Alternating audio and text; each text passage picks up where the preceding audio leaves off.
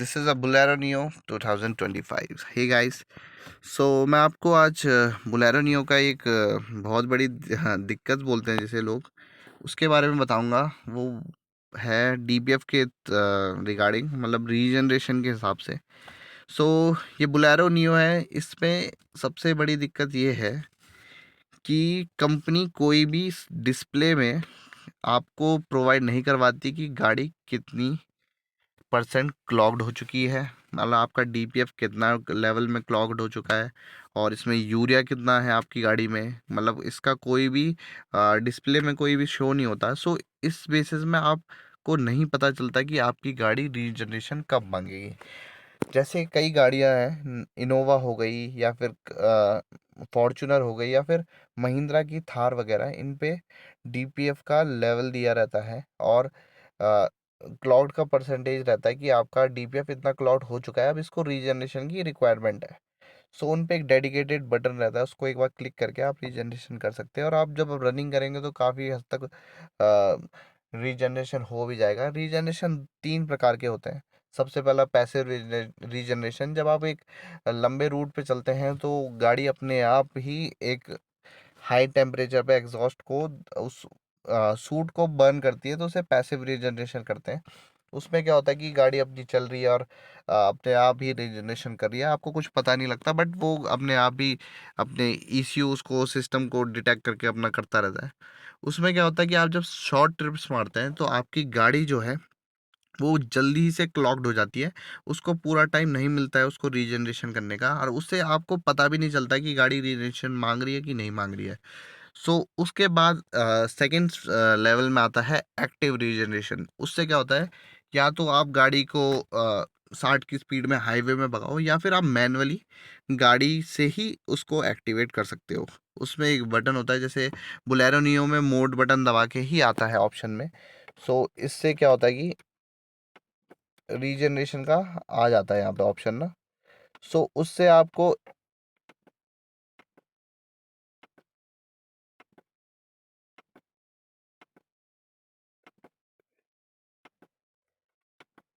सो उससे आपको एक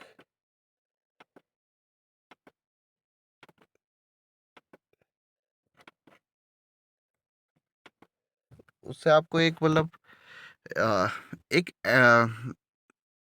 एक आइडिया मिल जाता है कि आपकी गाड़ी कितना परसेंट मतलब क्लॉग्ड है, आपको अब रीजनरेशन की ज़रूरत है कि नहीं है। तो उसके बाद एक्टिव का आता है, तो उस टाइम पे काफ़ी देर हो चुकी है, फिर गाड़ी अपने हिसाब से फिर उसको रीजनरेशन करेगी। जैसे आपने पार्किंग मोड में लगाया तो 10 मिनट तो कम से कम लेगी आपकी गाड़ी।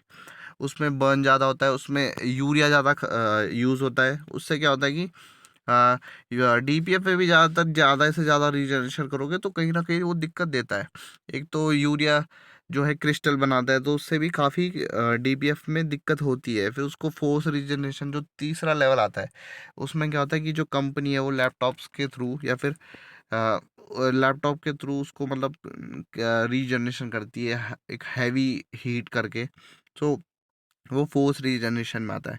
उसके बाद आपका आता है कि जिसमें पूरा डीपीएफ को पूरा क्लीन किया जाता है केमिकल से, और फिर उसके बाद नहीं तो उसको रिप्लेस किया जाता है अगर वो नहीं है ठीक होने की उसमें।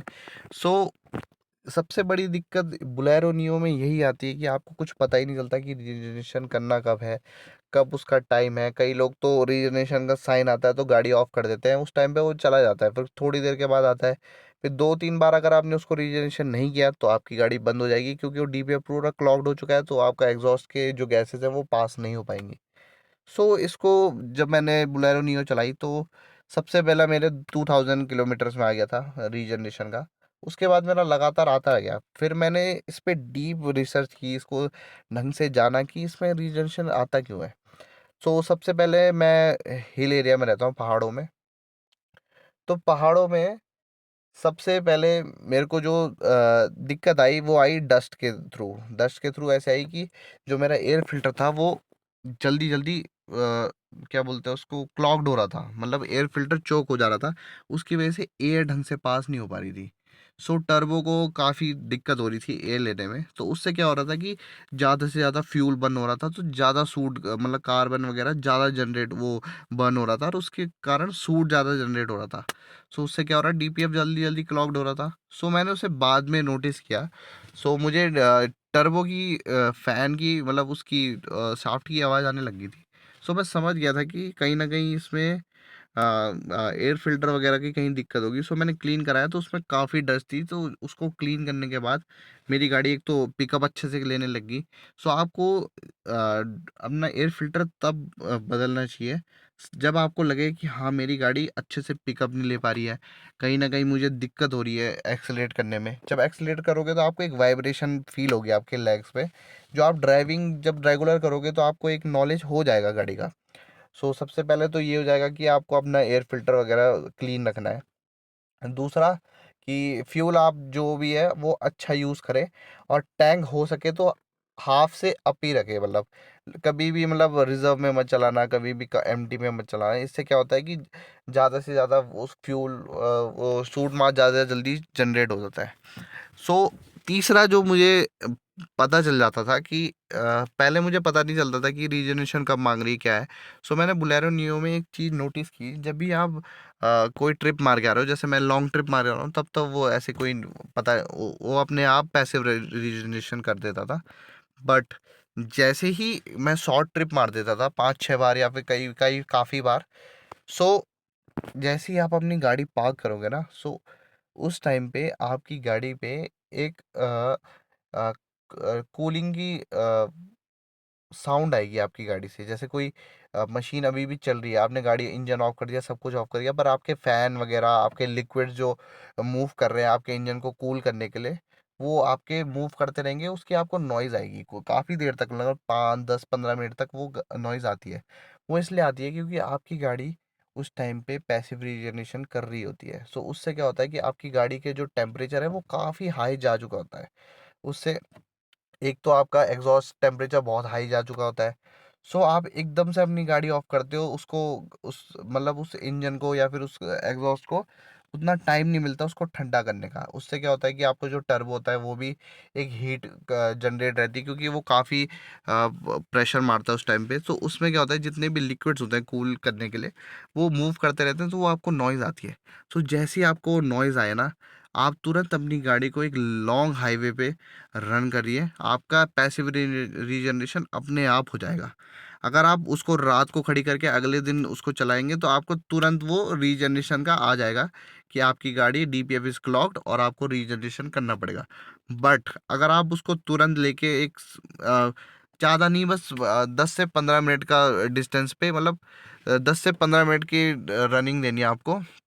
मैक्सिमम 15 किलोमीटर चलना बस। एक लंबा सा सूट लेना 60 की स्पीड पे, और हो सके तो ज़्यादा थर्ड गियर से ऊपर मत जाना, फोर्थ फिफ्थ में जाने की ज़रूरत नहीं है, थर्ड में चलना। और फिफ्थ 40-60 की रेस पे अपना एक बढ़िया से वो लेना। तो उससे क्या होगा, फिर जैसे आप अपनी गाड़ी रखोगे तो आपकी गाड़ी को लगभग लगभग 30 सेकेंड से 1 मिनट के लिए गाड़ी ऑन ही रखना, उसको ऑफ मत करना। जैसे ही आपके वो जाएगा फिर आपका इंजन कूल हो जाएगा, और उसके बाद ऑफ करना।